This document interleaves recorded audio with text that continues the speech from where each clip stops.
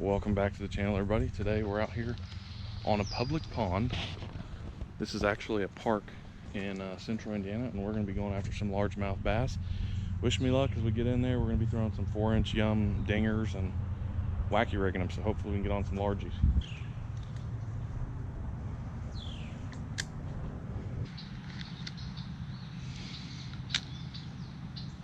Well, spot number 1's no good. Moving on to spot number 2.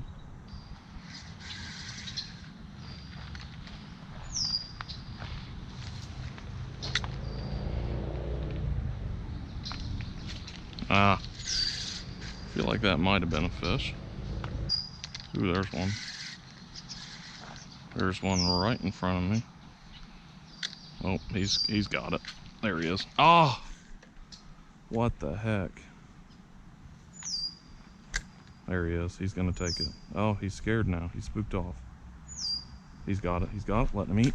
There he is. Oh, lost my worm. Oh, got a bunch of weeds now. Here he is. First one of the day. First one on the old Senko today. It's just probably a 12-inch bass. Not a real monster, but it's a good start there. The yum worms are doing the trick. First fish, not real big, but that's a start, so we'll take it. Gonna release him. There he goes. Today's gonna be very tough fishing. Unfortunately, it's for the most part clear skies, and it is upper to mid to upper 90s. It's pretty warm, so these fish are definitely going to be a little finicky and a little tough to catch, but we're going to get on a few. So I switched over to this little like bluegill jig, and there's some smaller bass in here and quite a few bluegills under this tree. And I was hoping to get maybe a crappie out of here too, because there's quite a few crappie as well. There's one. First one on the little bluegill jig, and I lost it. Dadgum. Alrighty, I had one bite and ended up losing it, but I'm gonna work that worm again and hopefully I can get some bass that way. Ooh, my goodness, that was a really nice fish right there. Looked like a good sized bass. I'm not for sure, it's kind of hard to see.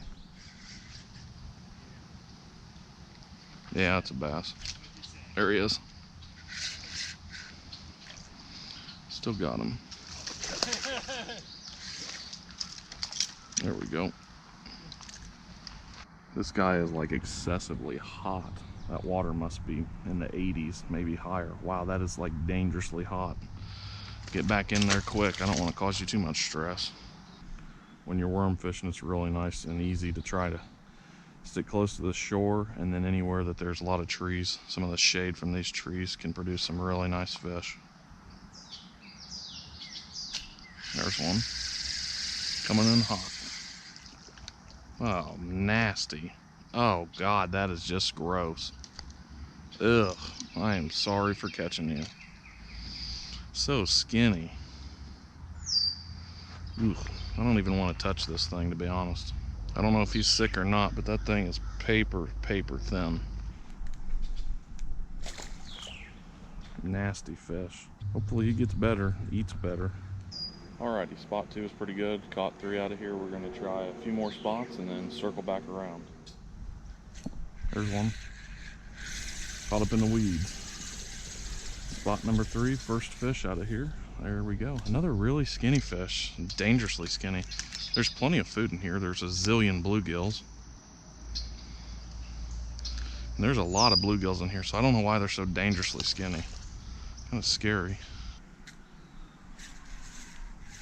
There's a nice gill. First very pretty bluegill.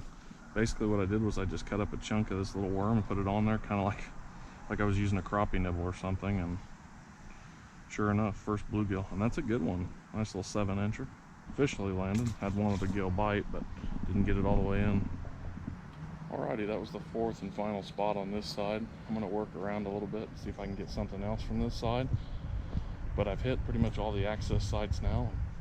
Maybe after bed, if I don't get any more, I might switch over sides. But for now, we're not doing too bad. 4 largemouth and a couple bluegill. Doing all right. It's really important when you're working this bait to just take it nice and slow, let it sink all the way down to the bottom. Give it 2 or 3 quick, small twitches, maybe 3 inches at a time. and then let it fall again. Bass this time of the year are really slow and really sluggish. I mean, it's 90 degrees outside, so you can't expect them to be going crazy. Earlier in the spring, you can definitely move that bait much quicker, but times like this, you want to take your time.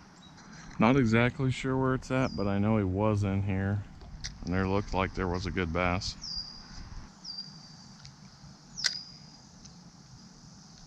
There he goes. Got him. Yeah, buddy. That's a beautiful largemouth. This one is actually healthy, surprisingly.